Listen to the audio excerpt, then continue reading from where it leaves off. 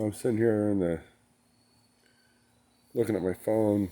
My phone's looking at me, and I'm thinking, how the hell did this happen? I look like an old man with bad hair. But in any event, I got a pretty white beard too. I don't know where that came from. Anyway, last video I posted earlier today with the kids. The Florida Pirate commented, and he's got a really good channel. If you like outdoor stuff, if you like camping, if you like off-road jeeps, if you like exploring, he's a great channel. I've watched him for a very long time. Don't really know when I started watching him. Maybe it was when I was down in the Keys. I don't know, but I found him and been watching him ever since. He doesn't post a whole lot. He posts less than he used to. In any event, I'm getting a little sidetracked. Check him out. He's a good guy. His comment, I replied, something like, we're in a place and time and place that we shouldn't be. What I was kind of saying was, we've been here before. The world has been here before. There's nothing new. We just keep repeating the same stupid shit over and over and over and over. Going back to recorded history. Right now, my subscribers are watching this. The people that comment that I know when I comment on their videos, they're watching this.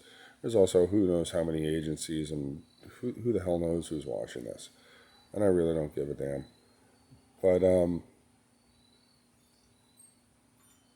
Woodrow Wilson was the president during World War I. And he's the one that sent our boys over there. And we were delayed because of the Spanish flu. But we finally got over there, and we saved the world for democracy. The Pentagon was built as a VA hospital because so many people were coming back with missing arms and legs and shit. And the shape of it,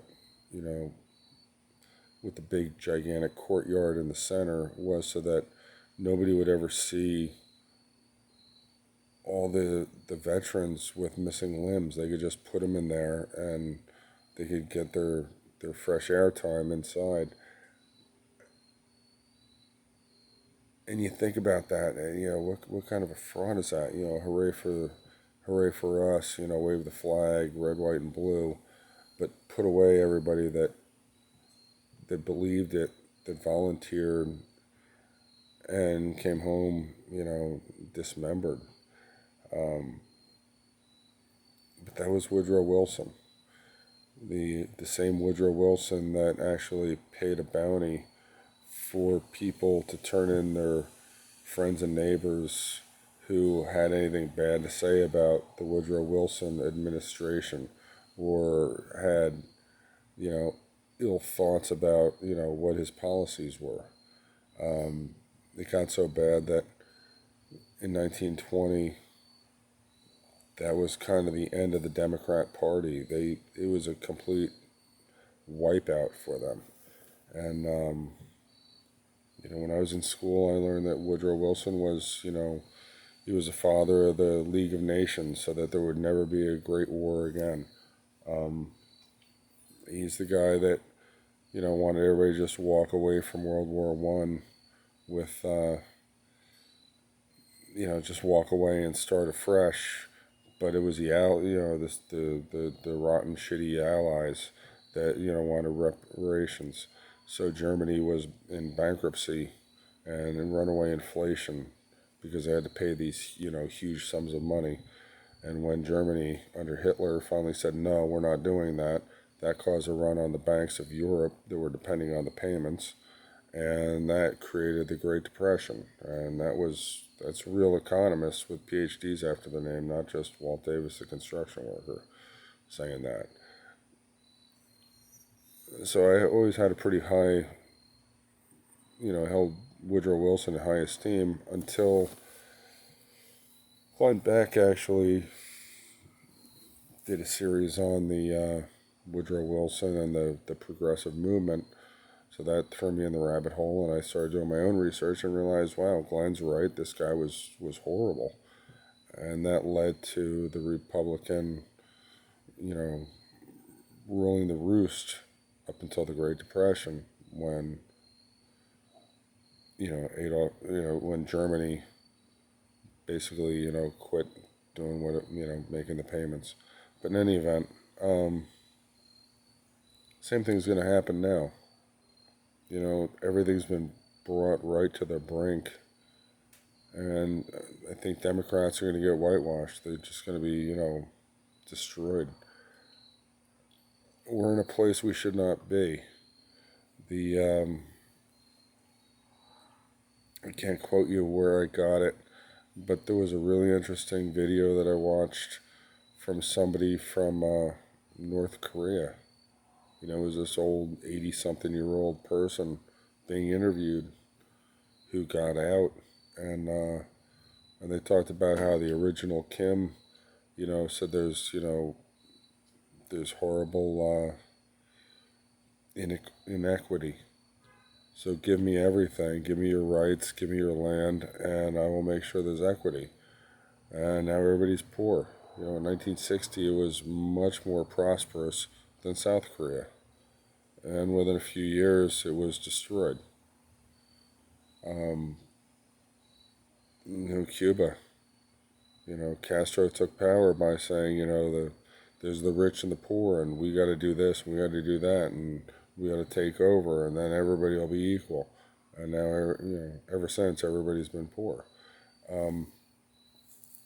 There's nothing new under the sun. That's in the Bible. And that was written thousands of years ago. It's actually Old Testament Bible, so I got no idea how old it is. Less than 5,000. More than 2,000. But and here we are repeating history again. Turn in your neighbors. They were on January 6th. They voted Republican, and they're a MAGA Republican. That's really bad. Doesn't matter what you do. You're a MAGA Republican. You pay your taxes. You should burn in hell. You should go to prison.